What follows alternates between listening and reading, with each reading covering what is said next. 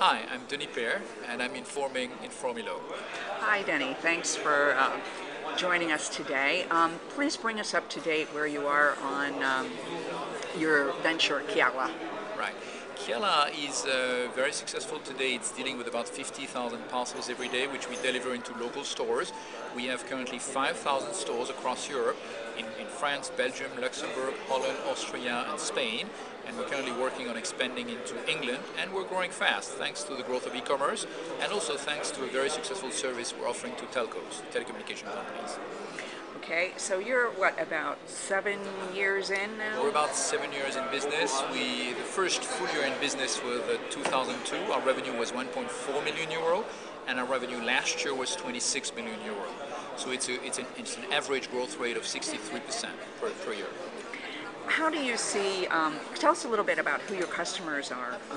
So our customers are primarily e-commerce companies, pure play e-commerce companies like Pixmania and Cdiscount and Rue du Commerce. A lot of pure players also, smaller companies starting, selling shoes, for example, like Savenza and Spartu. A lot of retailers and brands going online, like Esprit, like H&M, Du Pareil au Même, ProMod in France. And a lot of telcos also these days. Companies like Free, SFR, Orange, which are distributing set-top boxes, collecting set-top boxes, and swapping set-top boxes in our collection points. So how does Kiala, for example, tell us a little bit more about the telecom customers. How does Kiala make that whole process more efficient? Right. What we do for them is we enable them to swap set-top boxes in a much easier way. Before Kiala was available, they had to send a DHL truck to the customer's home twice. A first time to pick up the old device, and a second time to deliver the replacement device. And in every case, they had to ask the poor consumer to wait a full day at home for this truck to come and pick up the parcel.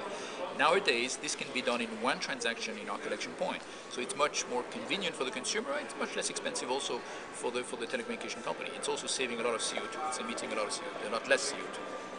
Okay, so it's obvious the company has gained quite a bit of traction, but it's taken a little bit longer than you would have liked. So I think this is a lesson for all entrepreneurs, that everybody that starts a company hopes that things will happen very, very quickly, but it often takes a little bit of time. So tell us what lessons you've learned as an entrepreneur.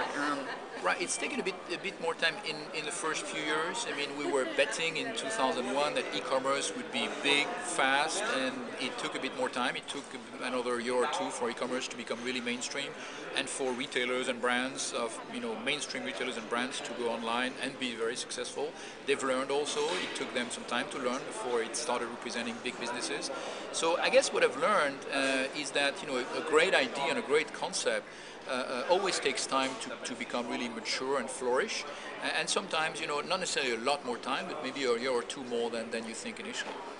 Let's talk about the environment for entrepreneurs in Europe. Before creating Kiala, you were a co-founder of one of the biggest success stories ever in Europe, Business Objects. Now, Business Objects moved its headquarters to the United States, but you decided to create a second company right here in Europe. So why did you decide to do that? Do you believe that Europe provides a good environment for entrepreneurs? Right, I think Europe's environment has improved substantially over the past several years. I think that 10 years ago, when I started Croissance Plus, which is a lobby organization to try and improve the environment for growth companies in France and later in Europe, I think the environment has improved very substantially. I mean, I think governments understand that they need entrepreneurs today, and I think the people as well understand that entrepreneurship is very important, that entrepreneurs create jobs, that they can also fund governments, because whenever you create a company, it creates tax flows into the coffers of the government. So I think a lot of people start to understand that, and I think we in Europe, we've probably missed a few waves. We've probably missed the software wave.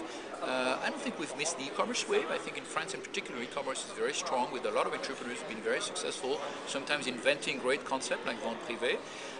But I think that we're not going to miss the next wave. I think we're ready for the next wave. Okay, very good.